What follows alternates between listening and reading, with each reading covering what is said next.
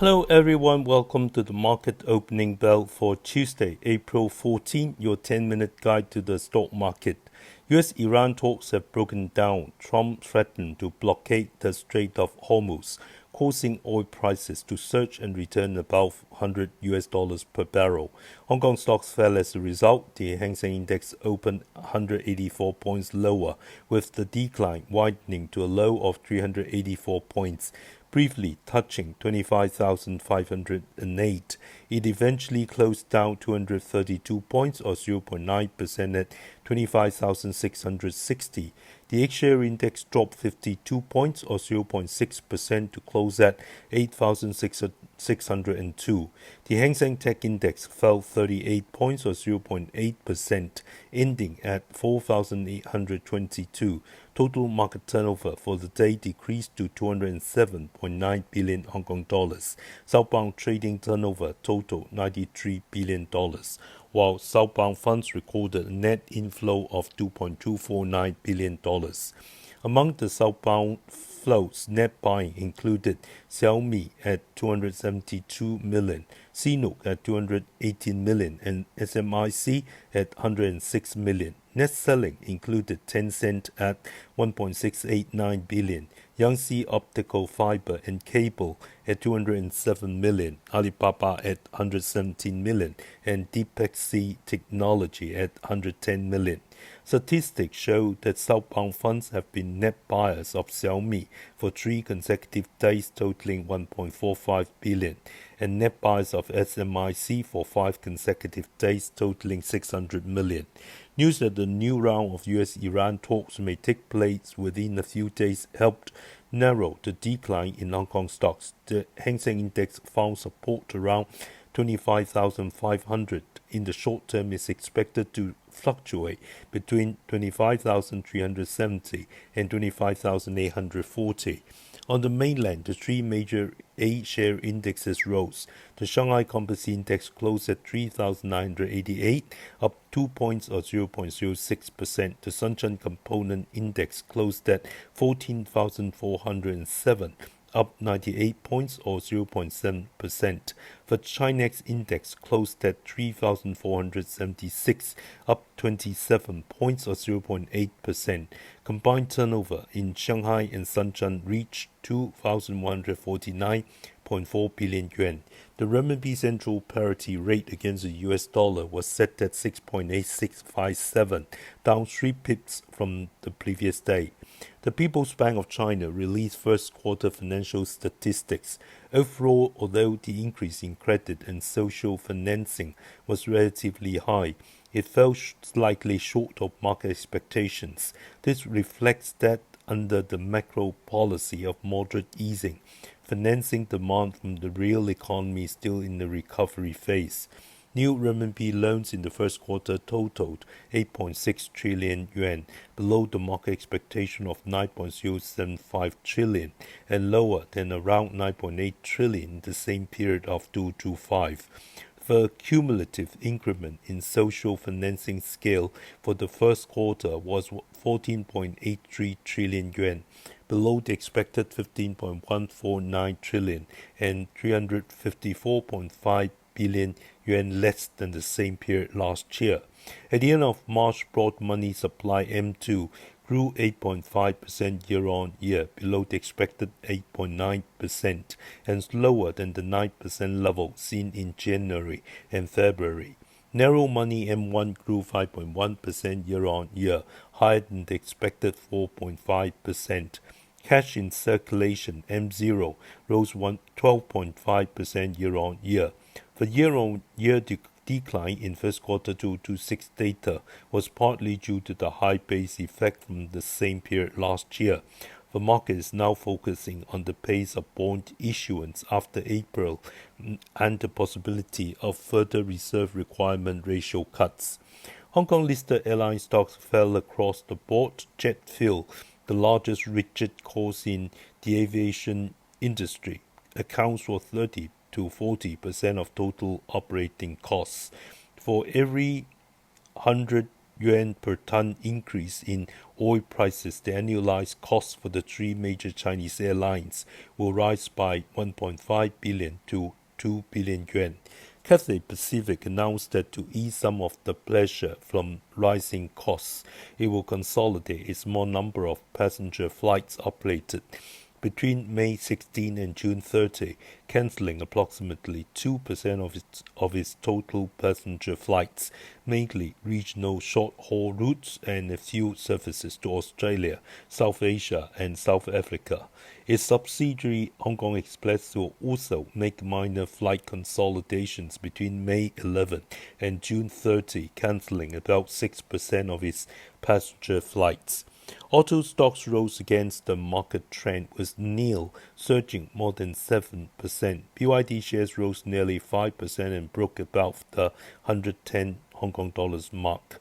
New chairman Li Bin said the company entered its third development phase from the second half of last year and is confident of maintaining 40 to 50% annual delivery growth.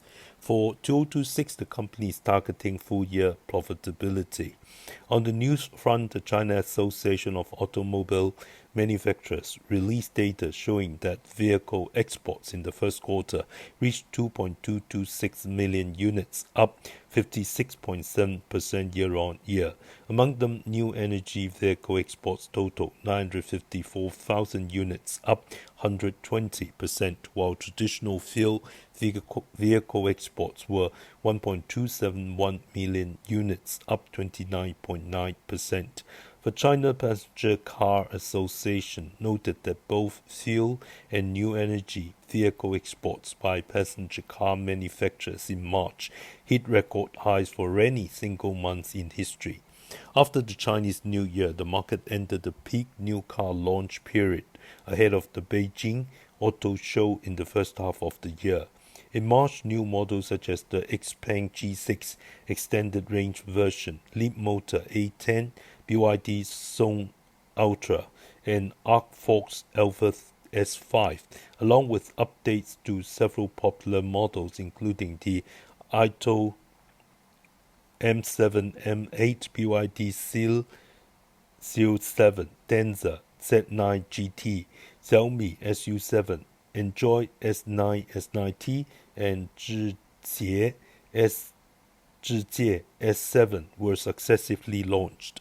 Looking ahead, with the Beijing Auto Show approaching, the market expected to see more new car supply in April and May, which should stimulate demand and drive further recovery in auto sales. Enter Sports released its latest operating data for the first quarter of 2026. Under its multi-brand strategy, the group maintained overall positive growth, though growth rates varied across brands. In the first quarter, Anta brand retail sales recorded high single-digit year-on-year growth, mainly benefiting from continued gains in mid-market share. During the period, Fila brand retail sales grew in the low end of the 10 to 20% range year-on-year, showing some recovery from the previous year and indicating that its premium sports fashion positioning remains solid. All other brands recorded 40 to 45% year-on-year growth in retail sales, with the outdoor and high-end professional sports segment, Dassault and Colon, continuing to be the group's fastest-growing engines.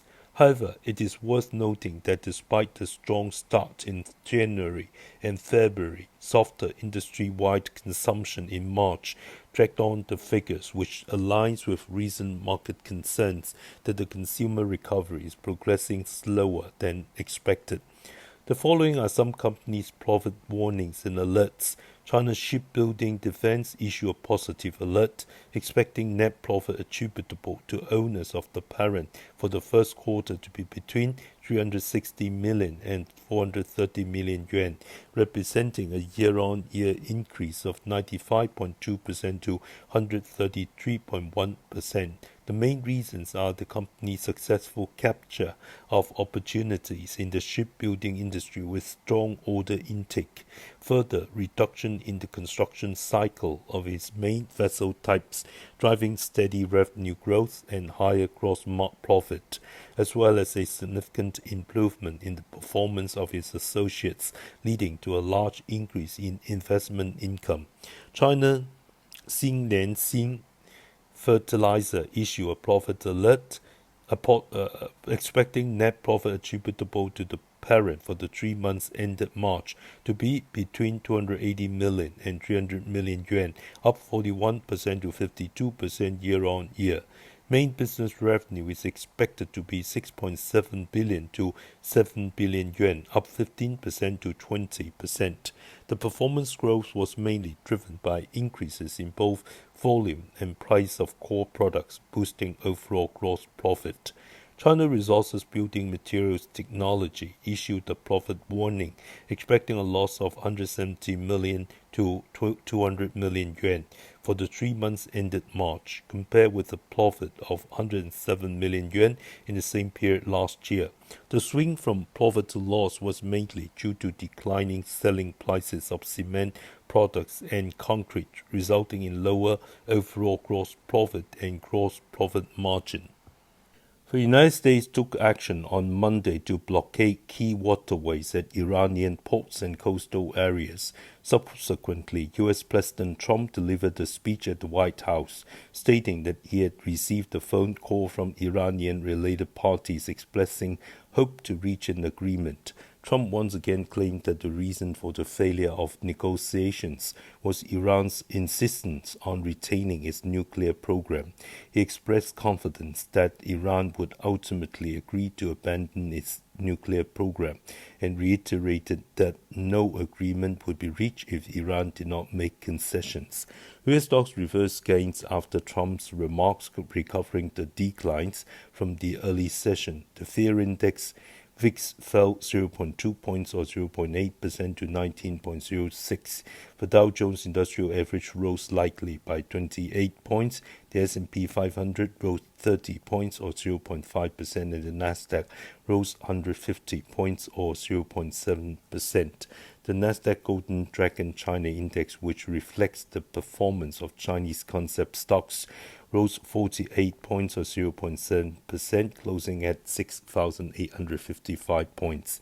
Intel surged 4.5% to close at $65.18, marking its ninth consecutive trading day of gains. It has accumulated a 58% rise, setting the best consecutive winning streak since the 1970s. Intel stock price has risen 65% year-to-date this year. The stock was driven higher by the company's earlier announcement of several major deals and news, including cooperation with Google and Elon Musk's Terafab plan. Dell Technologies and HP both saw the shares surge more than 6% intraday after reports emerged that NVIDIA is seeking an acquisition to reshape the personal computer landscape. The report indicated that NVIDIA has been in negotiations for over a year to acquire a major company. Dell and HP are among the world's largest PC manufacturers, with HP holding approximately 19% of the global market share and Dell about 17%. Software stocks rose sharply, with Oracle jumping 11% and Palantir rising 4%. Santis was added to the Nasdaq 100 index, and its shares also climbed nearly 12%.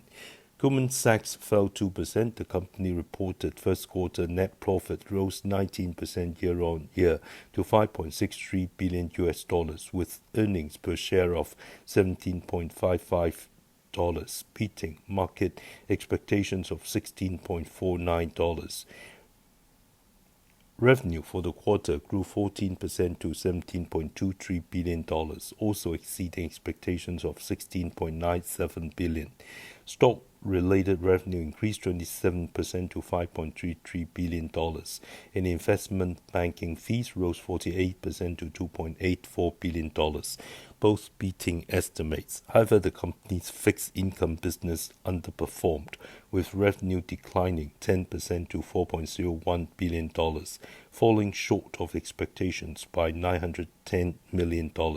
This was mainly due to sharp declines in revenue from interest rate products, mortgages, and credit businesses. Our stock pick today is IMMUNEONCO Biopharmaceuticals, stock code 1541. IMMUNEONCO Biopharmaceuticals is a research-driven biotechnology company dedicated to developing innovative tumor immunotherapy. It's one of the few biotechnology companies in the world capable of systematically harnessing both the innate and adaptive immune systems by strictly adhering to the drug-by-design philosophy and leveraging its proprietary R&D platform. The group has built a rich pipeline consisting of more than 10 innovative drug candidates and 12 ongoing clinical programs. In January this year, the group announced the termination of its licensing and collaboration agreement with US-based Axion Corporation. It has successfully regained the global development and commercialization rights for two new drugs, IMM2510 and IMM27M. The termination does not affect the $35 million in upfront and milestone payments already received by the group from Axion under the original agreement. By regaining the global rights to IMM2510 and IMM27M, the group will continue to accelerate the clinical development of these assets, creating greater room for potential new global licensing deals with stronger multinational pharmaceutical companies in the future. In March this year, the group announced that it has received approval from China's National Medical Products Administration (NMPA) for the investigational new drug application of IMM0306S for the treatment of SLE. This marks the group's expansion from oncology treatment into the high-growth field of autoimmune diseases. Suggested buy price $5.10, target price $5.60, stop loss $4.80. I do not hold the above stock.